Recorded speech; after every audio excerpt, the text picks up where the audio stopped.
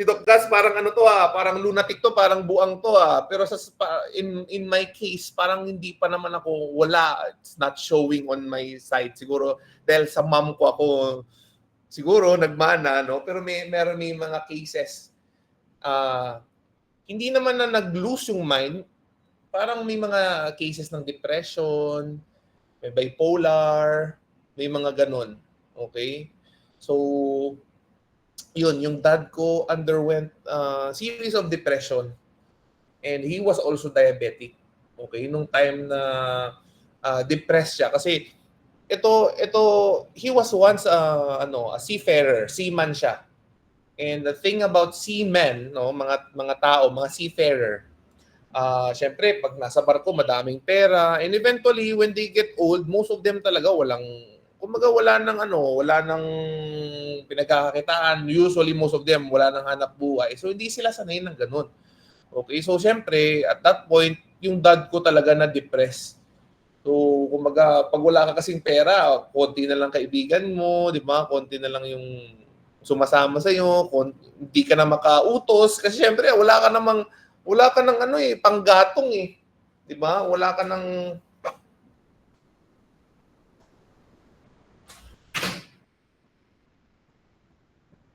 nang anong tawag nito? Kumbaga pampatulak, parang gano'n, no? So, yun, eventually naapektuhan siya and him being diabetic and depressed, syempre, yun, wala nang pera. So, medyo, yun, kumakain na ng kumakain. One time, nagpadala yung tita ko ng parang isang parang balikbayan box na puro chocolate sa lahat kumain. And eventually, my dad passed away. So, sinishare ko to because this is the reality, no, of depression na parang kinakain yung tao, alam mo yun? Parang silent killer din siya.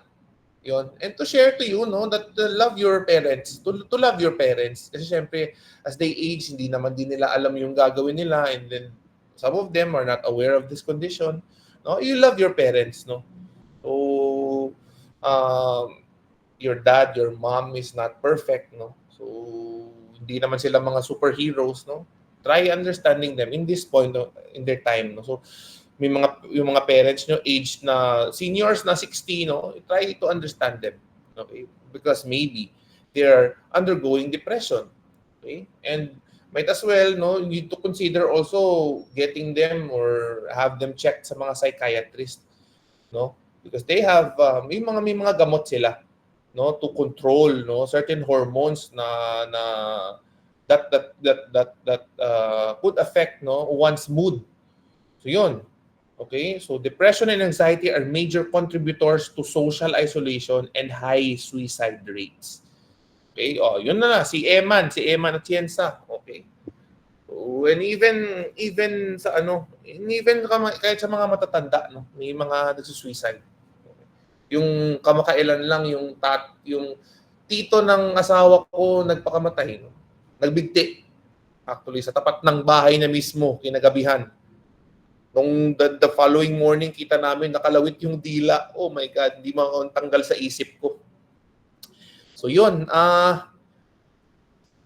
yan siya. Okay, so importance of geriatric mental health, mental behavioral disorders of older adults and or family caregivers are major contributors to unnecessary placements in institutions. So yun, kapag ka may matanda ka, kumaga declining mental and psychological health niya, kumaga sinesend na lang sila sa home for the aged. But then most mental disorders are treatable. Okay? So di-discuss din diyan yung treatments for that, no? So why geriatric mental health is often neglected in practice and in policy. So I believe that mental illness is normal in old age. Okay? So also stigma, there's a shame about mentally ill. Okay? And yun, kaya sila nalineglect. And then ignorance. Wala silang alam about mental illness. Mabuti na nga lang ngayon, no? Because of social media, it sheds light to these kinds of conditions. And they are ignorant about the effectiveness of treatment.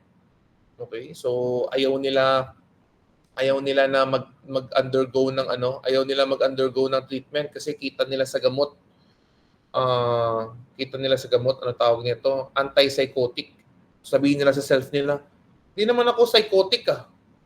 Diba? Hindi naman ako buang. Ba't ko iinumin to? Ayun. And they don't know where to get help. Okay. So in the demographics sa US, there's an increase from 13 to 20% of the population, no, ng mga mentally ill. 5% decline of working age adults. Adults age 85 and over will be more than double, no, yung depression. Okay, and majority of older adults will be ages 65 to 74. Yun yung nagkakaroon ng mental illness, no? So yun,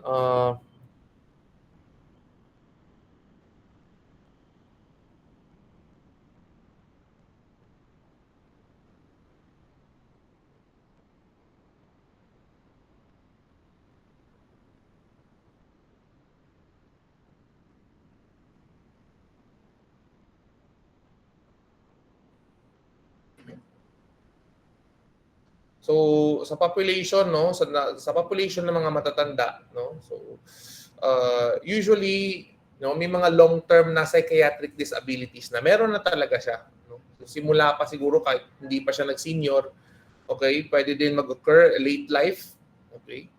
So dementia, okay, severe anxiety and mood disorders. Ito yung mga examples pala, no, ng mga psychiatric conditions. Okay? Addictive disorders and emotional problems related to aging. So, di-discuss natin to lahat sila. Okay? So, again, long-term psychiatric disabilities, late life psychotic conditions, dementia, severe anxiety.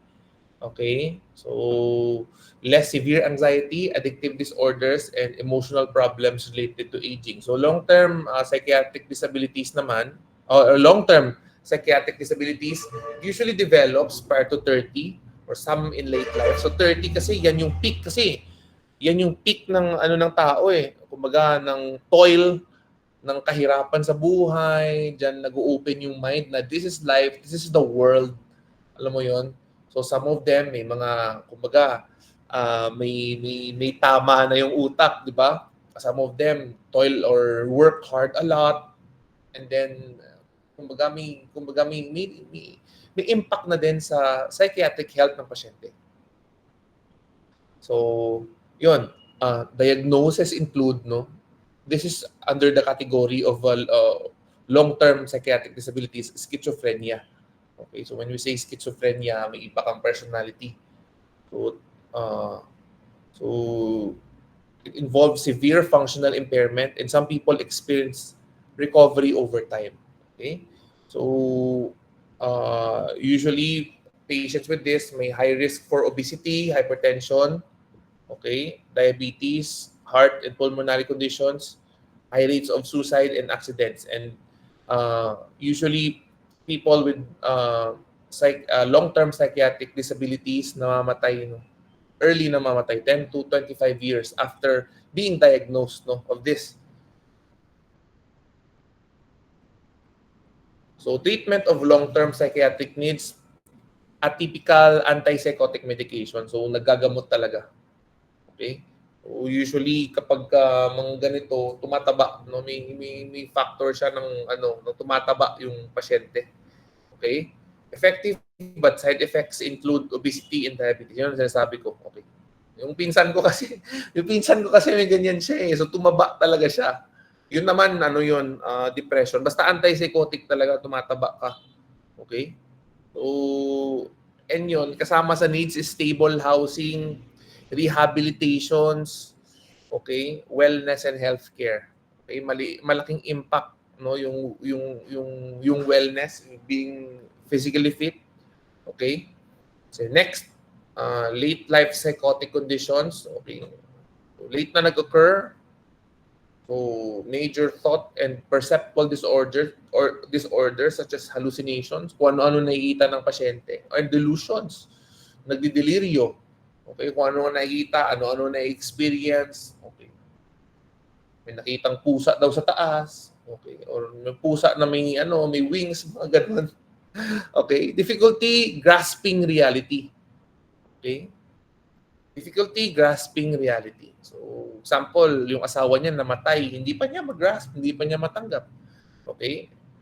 Functional impairment also, that could be present sa may mga late life psychotic conditions. Okay? So, in late life psychotic conditions, it could be transient. Pwedeng parang in this season lang to, parang 3 months or 6 months lang. Pwedeng nauulit, recurrent, no, ulit-ulit, or long term. Okay? For a very long time. Okay? Nadidelirio siya. So, treatment of psychotic disorders, pwedeng inpatient and outpatient treatment, usually sa mga psychiatric centers. No? Medications could also help. Supportive psychotherapy, so usually by psychometricians, most of the time, parang per session siya na nag-uusap-usap. And then from there, no, may evaluation. Day programs, no, these are actually therapies, no, rehabilitations, and social supports. No? In-home care, dapat may kasama lagi sa bahay. Case management, housing and residential care, improving or engaging to relationships and activities. Next is dementia. So in dementia, okay. So Alzheimer's disease, okay. So under siya ng Alzheimer's disease in most common form, no, 70%. So dementia is under Alzheimer's disease, no. So common form is 70%. Memory loss, nangyayari sa may mga pasyenteng may dementia, memory loss and reduced cognitive functioning. So hindi nakakaintindi, mahirap mag-grasp ng information, ng instruction. Okay? So, progressive decline. Okay? So palala siya ng palala. Okay? Palala siya ng palala. Yung pagiging or having dementia. Pagkakaroon ng dementia ng isang tao. Okay? So patient with dementia could have depression and anxiety, okay, during the mid phases. So early and differential diagnosis is critical. Okay. So yun. Wait lang guys ha. Wait lang.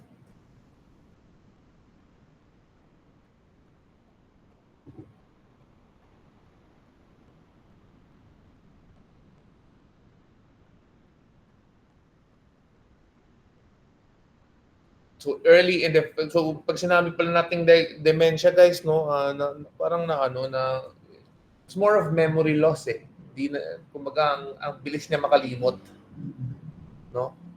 Tanungin mo nga kaklase mo, bilis mo makalimot ah. Galing mo mang ghosting ah. Okay.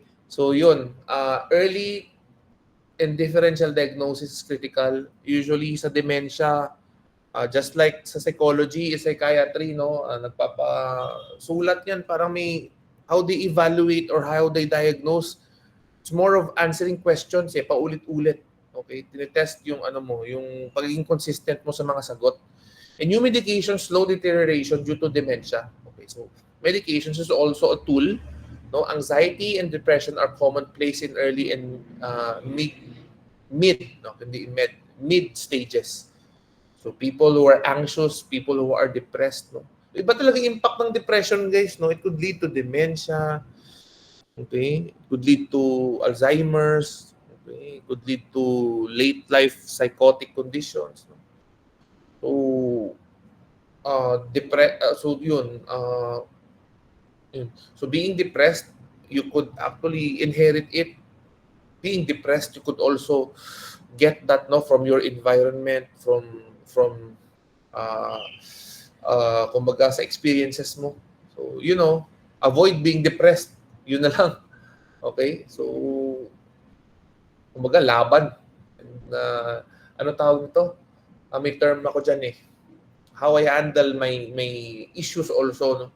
Of becoming sad. Ano tawag nito? Babalikan ko kayo dyan. Okay? So, yun. Effective treatment of depression can improve cognitive functioning. So, support for family caregivers helps them and delays nursing home placement. So, support for family caregivers. Okay? So, yun. Mahalaga kasi ang support system. Okay? Mahalaga may nakakausap ka lagi, mahalaga na andyan yung family mo. So, biggest support system is the family talaga. May makausap ka, a sister, a brother, a cousin, no? Nanay or tatay mo. Okay? So, dapat open ka. Okay? So, major depression, okay? So, kanina, dementia. Ito, major depression naman is it's not just sadness. Okay? So, cardinal symptoms, deep sadness with sense of hopelessness or loss of interest and pleasure in life. So, becomes passive na, parang wala. Hindi ka na nagiging happy. Okay? So, yun. Other symptoms, changes in patterns of sleeping, eating, or activity. Okay? So, pwedeng sobrang taba, sobrang payat, pero most likely hindi nakakatulog. No? So, difficulty concentrating, okay, frequent thoughts of death and suicide, actually lumalabas eh. Lumalabas yan sa bibig eh. Lumalabas yan eh.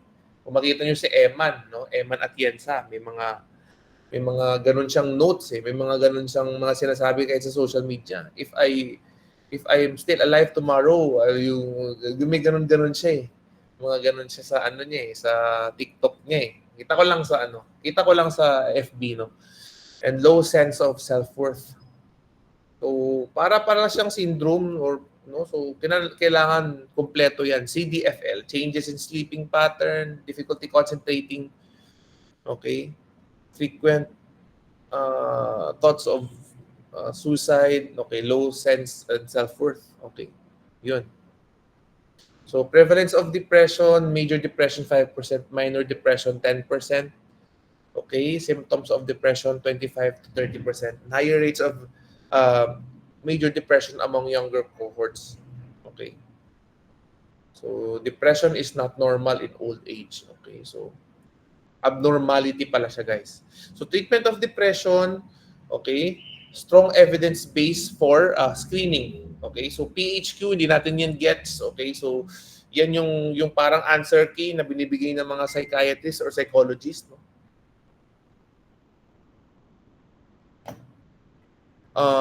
Psychotherapy, okay, cognitive behavioral, okay.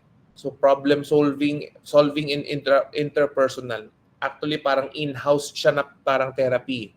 Okay, na ginagawa ng mga psychologists. So psychosocial interventions, example, care management, exercise activity, relationships, dealing with real life problems such as finding appropriate housing. Okay. Suicide prevention, identifying of risk by gatekeepers. Yung gatekeepers, yan yung mga primary care physicians, psychologists, okay, social service workers, okay, and people in the neighborhood. Okay. Your neighbors, no, could be or could also be a gatekeeper. Okay? So yun, yung mga kapitbahay niyo, no, maging aware and kaibigan niyo kasi baka they're experiencing depression din. Okay? So outreach to those at risk. Okay? Ang tawag nito, be a helping hand, to be somebody who is willing to listen, no, sometimes. Okay? I know we all of us have our own problems to solve, no? Okay? Pero iba yung kumaga siguro if you detect or you feel that this person is having something in his system or something in his no, something's going on na parang red flag siya. You try to be an open ear to that person. Okay? And of course, suicide prevention, depression treatment and care management, so public education.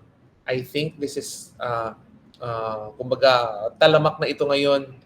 Kumbaga nag-shed light na yung social media, no, regarding depression and yun, anxiety. So most common mental disorder. So in 10% 100% percentile, 11 to 12% daw ang anxiety. Okay, so ranges from extreme worry warts to extreme suspiciousness to those too frightened to leave home. Okay, may mga ganyan palang tao. Naka-experience ako niyan sa friend ko. Grabe. Nagka-anxiety attack siya nung nung nag-travel kami. Andun na kami parang 30 minutes after ano yung plane, nag-anxiety attack siya. Sobrang hindi makahinga, grabe yung pawis na nag-ano nag nanginginig siya. So may ganun pala, no. Okay? May anxiety, may mga taong anxious, very worry-wart. Okay? Karoon ng anxiety attack sa na nasa ere na kami. Okay? So, yun.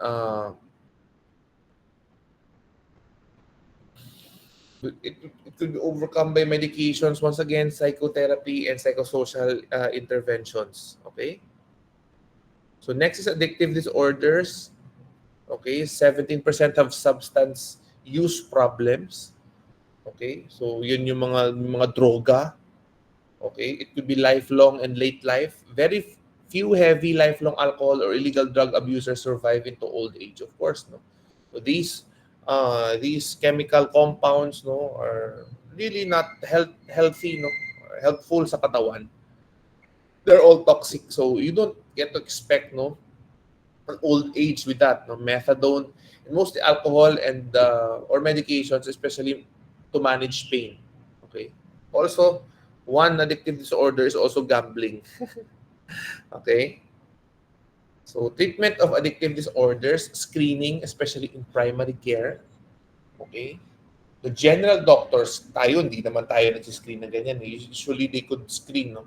During lab tests, it could also show, no?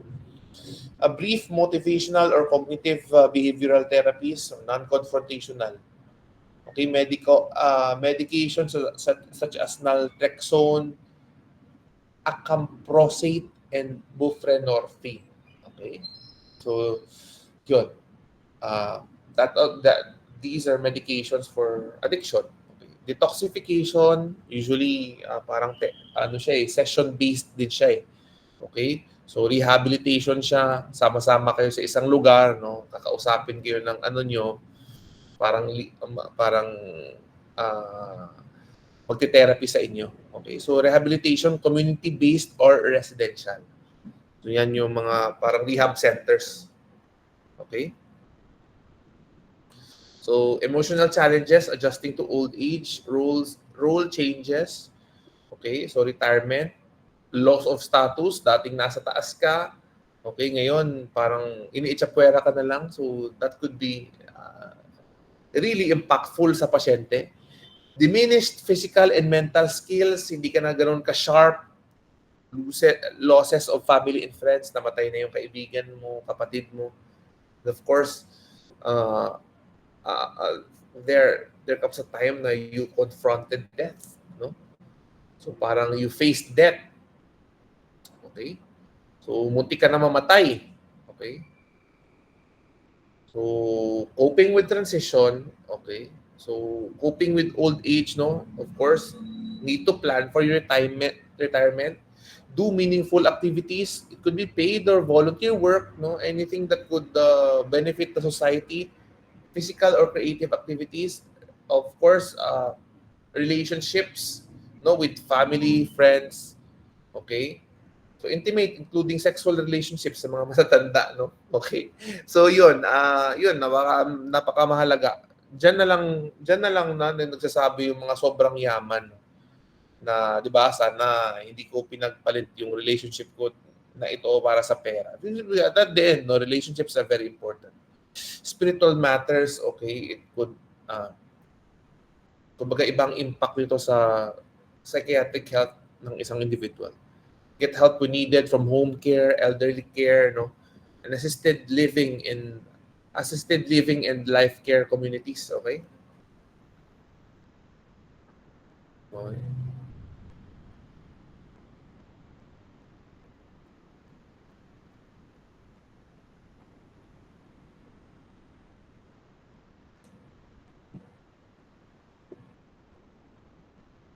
Dahil. Wait lang guys ah.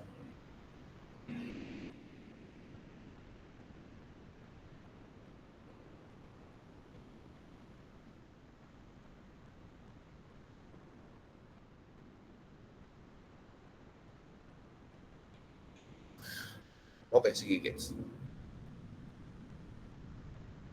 Okay, tayo.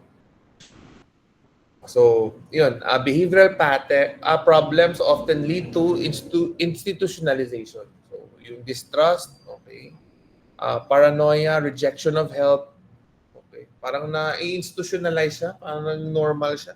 Non-adherence to treatment, okay, abusiveness, dangerous behaviors, hoarding, wandering, and annoying behavior. So, treatment of behavioral problems, okay. So, ibig sabihin, ito yung mga, kumbaga parang behavior mo na talaga na parang lumalala na siya. Okay? So, gaya niyan, distrust, no? Okay? Paranoid ka. Okay? So, parang nadadala mo siya kahit na pagtanda mo, and actually affects your relationships. So, treatment dito is very careful use of psychotropic medications, skilled humane interaction, respect for clients as human beings, effort to understand client's motivation, carefully listening, time and patience, no, sa individual, okay, and design of living settings to encourage alternatives to wandering or to not doing anything. Okay? So only 40 to 45% of older adults with a mental or substance use disorder get treatment. Tama ito, guys, no? So 40 to 45%. Okay. So, pero actually malaki na siya, ha. Okay? And I think right now, unti-unti, no, na-recognize ito. And more than 20% of older adults have diagnosable mental or substance abuse disorder. Okay. So yun. Yun lang, guys, no? Yun lang tayo ngayon. Yun lang tayo ngayon. Okay. So ito, psychiatric health. Okay. I'll be giving you this PowerPoint presentation, no? Okay. Tapos ask lang pala ako, kailan yung ano natin, guys? Kailan yung finals natin?